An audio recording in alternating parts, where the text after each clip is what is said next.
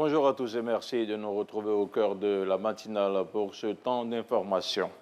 Plusieurs membres du WASCAL, le Centre d'excellence ouest-africain pour le changement climatique et l'hydrogène, sont à Berlin, en Allemagne. Ils sont avec leurs homologues scientifiques d'Afrique australe. Ils vont tenter de convaincre des investisseurs de s'engager avec eux.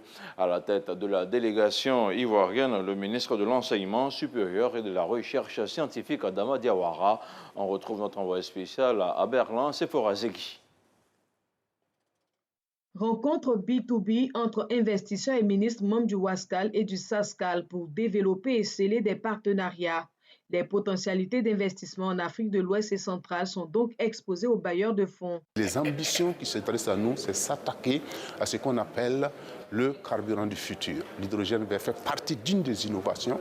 La digitalisation, l'intelligence artificielle fait partie d'une de nos innovations. Et aussi comment tous les déchets électriques, électroniques que nous avons dans nos pays, comment on peut les gérer au mieux.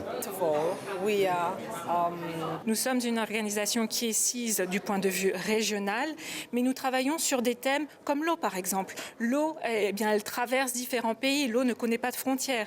Il en va de même pour la terre, par exemple. S'il y a un impact sur une région particulière, dans un pays particulier, cet impact se fera ressentir aussi dans les régions transfrontalières. La Côte d'Ivoire présente à ce rendez-vous du réseautage avec des propositions pertinentes qui vont permettre à WASCAL et SASCAL d'améliorer leur force de proposition. Il faut avoir l'honnêteté de dire qu'il y a un certain nombre de problèmes qui demeurent.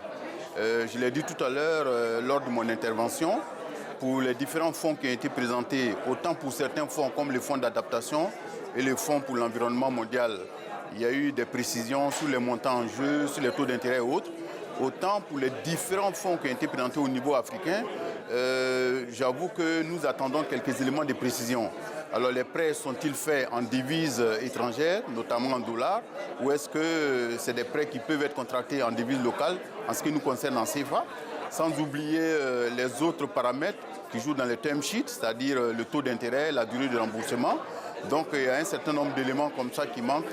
Il faudrait qu'on ait toutes ces précisions avant de savoir comment est-ce qu'éventuellement nous pouvons recourir à ces financements-là. Cette rencontre a permis aux membres de WASCAL et du SASCAL de prendre attache avec de potentiels investisseurs dans la réalisation de projets liés au changement climatique, à la biodiversité, aux énergies renouvelables et à l'agriculture durable, entre autres.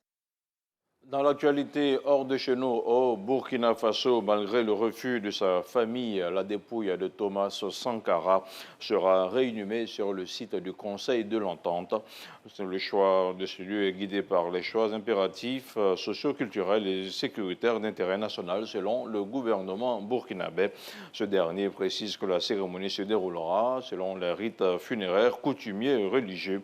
Une cérémonie à laquelle ne participera pas la famille de Thomas Sankara qui désapprouve le choix du site.